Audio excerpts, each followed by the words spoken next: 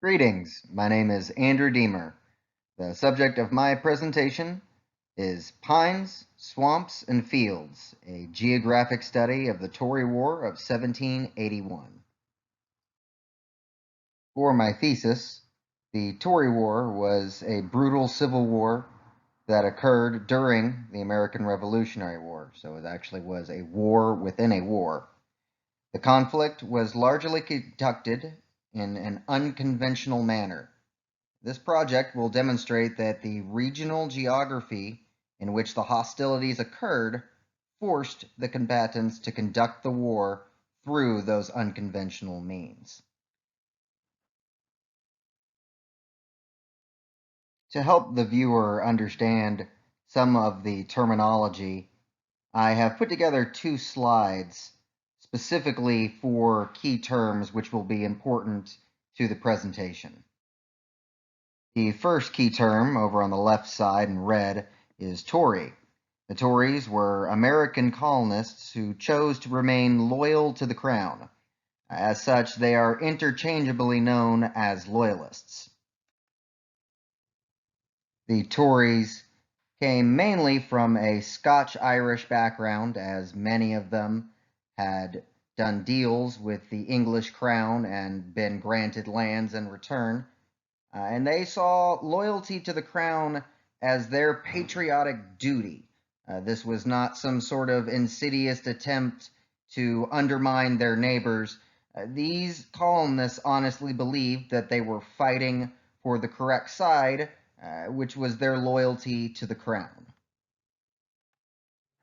The second key term on the right in blue is patriot. These were the American colonists who chose to rise up in rebellion.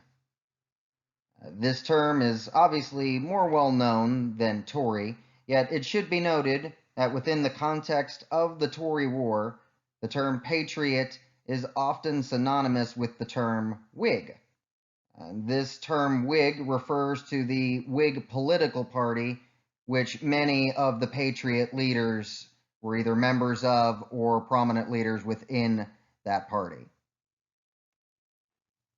The Patriots came from an incredibly diverse background. And many of them came from very different religious backgrounds as well.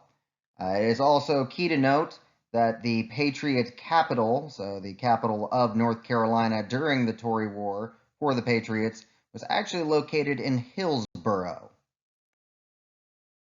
The third key term on the left-hand side is conventional warfare.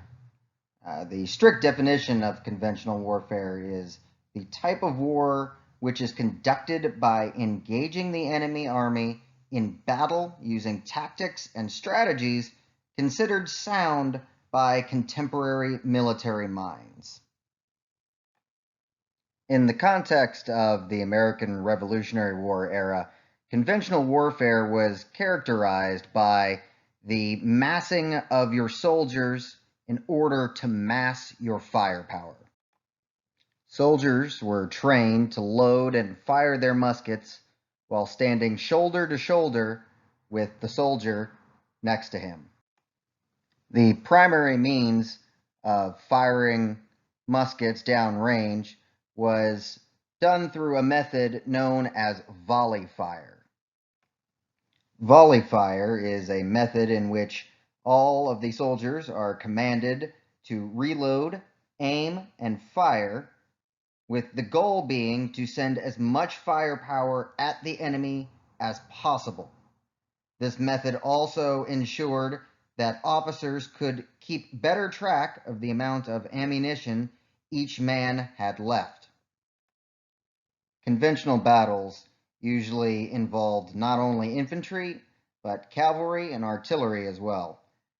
Battle plans were also easier to adapt as officers would know exactly where their men were thanks to the massed formations and flying colors, or the battle flags, that were used to help identify units during combat. Our final key term is unconventional warfare. This kind of war was characterized by small, mobile units undertaking raids and ambushes on lightly guarded targets. Dawn attacks are common, and even night attacks are not unheard of in this method of warfare. As speed and mobility were key, hit-and-run attacks were usually the most common types of attacks used in unconventional warfare, and artillery often found itself too cumbersome and slow for common use in unconventional warfare. However, it was not unheard of for soldiers fighting an unconventional war to use horses to allow for fast travel and a quick getaway.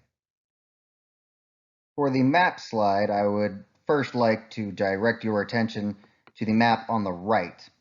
This map shows the 4 geographical regions that characterize North Carolina. Mountains in the west, the Piedmont and Sandhills regions in the center, and the coastal plains in the east. The map on the left shows the names and dates and locations of the battles of the Tory War. As you can see, the majority of these battles take place in the Sandhills and Coastal Plains region, with some of the battles pushing west into the Piedmont region.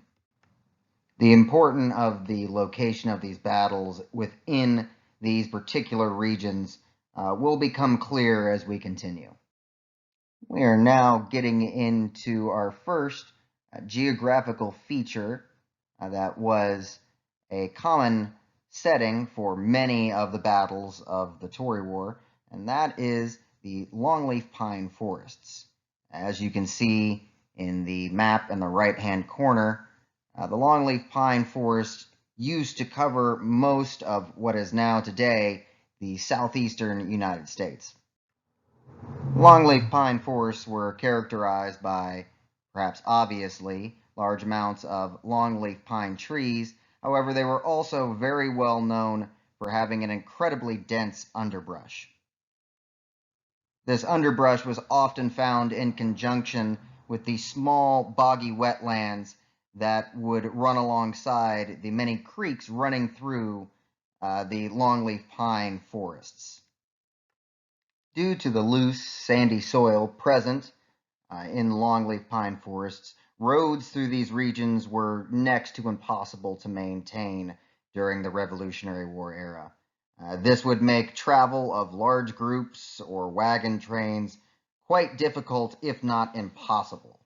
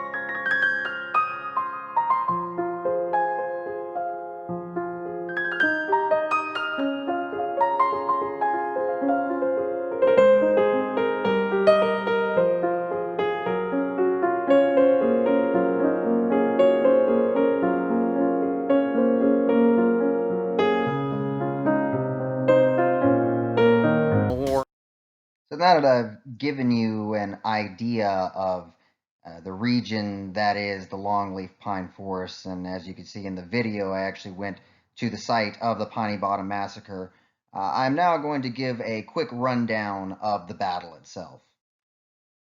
This raid, although not personally led by the infamous Tory Colonel David Fanning, it most certainly was planned by him.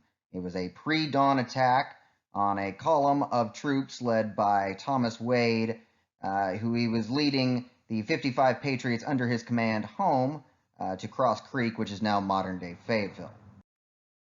Thanks to the dense terrain and heavy underbrush, the Tories managed near total surprise, and the Patriots fled from the battle after the initial shock of the attack.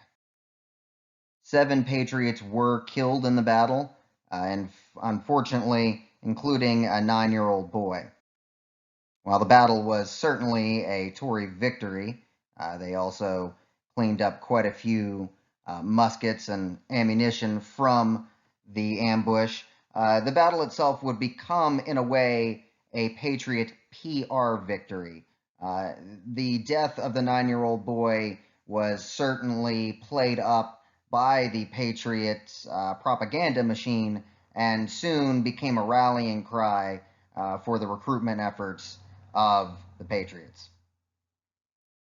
So now, since I've given you a feel for the geography of the longleaf pine forests and a rundown of the Piney Bottom Massacre, we're actually going to go ahead and put those two concepts together in a geographical analysis of the battle. Due to the poor road systems, as previously stated, the Patriot forces were strung out along this very long and very narrow road that was surrounded on either side by dense underbrush. And while this underbrush may have prevented any form of conventional warfare, it very expertly hid the Tories' approach.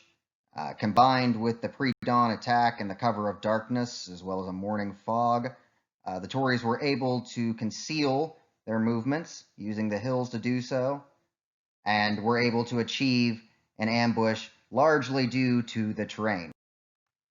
And this now brings us to the second geographical feature that was prominent during the Tory War, and that is swamps. By definition, swamps are an area of low-lying, uncultivated ground where water collects, and they are characterized by thick mud and wide, shallow creeks. Travel through these swamps are often restricted to either rafts, little-known hunting trails, or causeways, which are man-made elevated tracks through the wetlands. The swamp that gets the most amount of focus for our purposes is the Little Raft Swamp, which feeds into the Lumber River and was the location of 2 of the battles during the Tory War.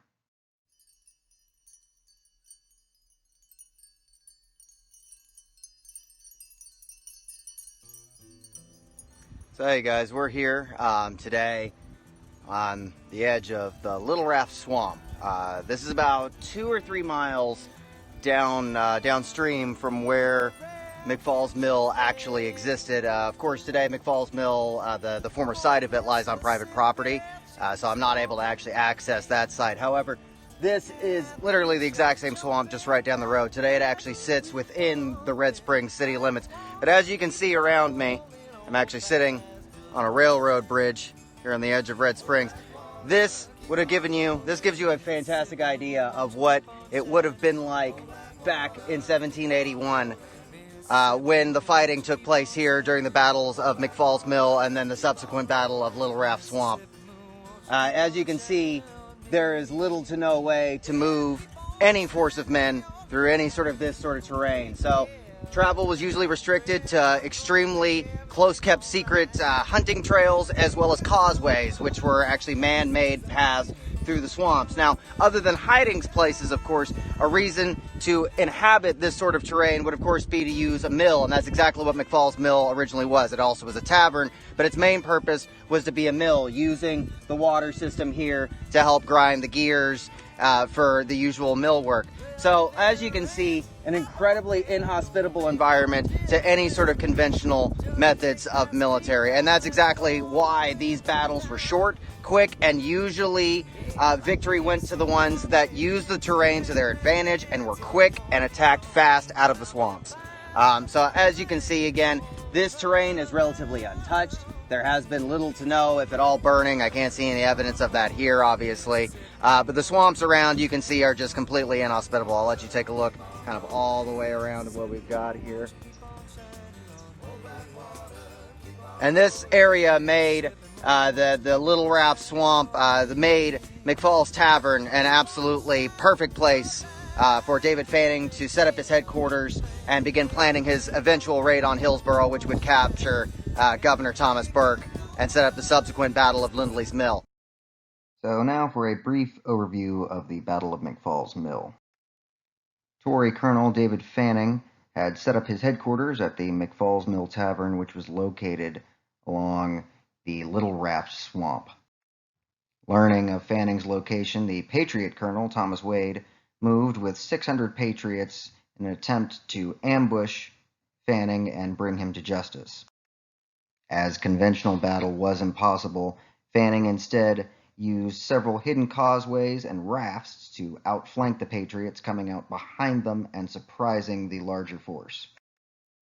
With only 300 men, being outnumbered some 2 to 1, Fanning was able to inflict 30 killed in action and 40 wounded in action, with another 70 Patriots being captured.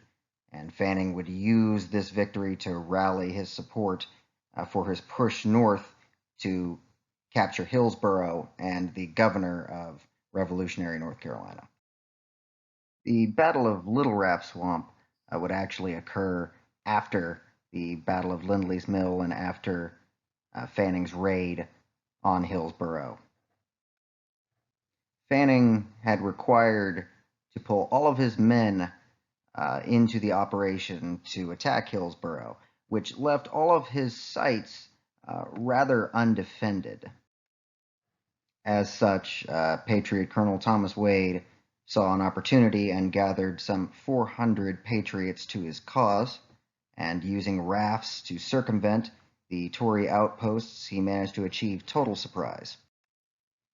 The Tories, caught completely off guard and outnumbered and overwhelmed, would lose some 28 killed, another 34 wounded, and some 85 or more captured by the Patriots. This battle essentially ended any form of Tory resistance in the area of what is now Robeson County for the remainder of the Revolutionary War. Now we will discuss the geographical analysis of these two battles, being Mcphaul's Mill and the Battle of Little Raft Swamp. As you can see from the examples I provided, including the video, the Little Raft Swamp is completely inhospitable to any form of conventional warfare. As such, in order to achieve victory, the combatants would often have to undertake unorthodox methods of even travel, such as having to travel via raft. Other staples of conventional warfare, like artillery and cavalry, are next to useless in this sort of environment. The mud prevents the movement of the cannons as well as horses. Another thing to consider about fighting in the swamps was during the Revolutionary era, most, if not all, weapons were black powder weapons, which means that if exposed to any sort of dampness, could often make the black powder useless. So that wet terrain was really detrimental to the use of these firearms. In conclusion, the environment in which these two battles were fought essentially forced the combatants to fight unconventionally. Conventional battle was just simply not possible. So now we come to our final geographical feature, the fields. This is also known as the Piedmont region. The Piedmont region is characterized by rolling hills, fertile farmland, and large amounts of hardwood forest with very light underbrush. The fertile soils meant that there was far more extensive farming than in any of the other previous regions analyzed, and this meant clear-cut fields, and much more open terrain. The fertile soil of the Piedmont region was also a key factor in the maintenance of the roads. The roads through the Piedmont region were in far better shape than any that the armies had previously fought in during the Tory War.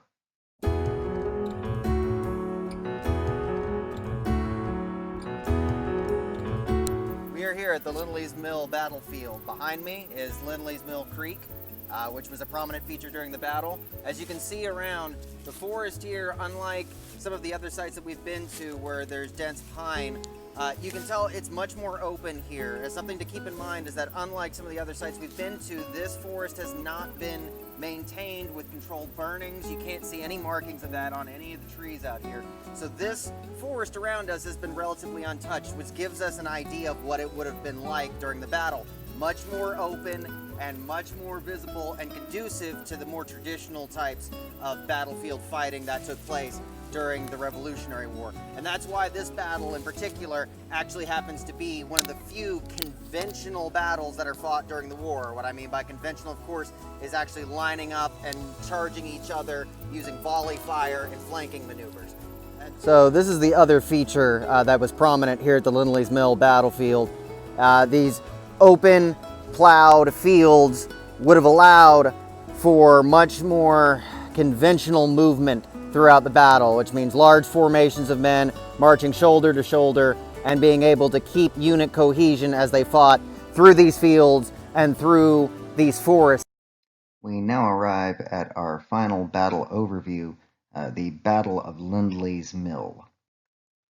The Battle of Lindley's Mill was the decisive conflict of the Tory War.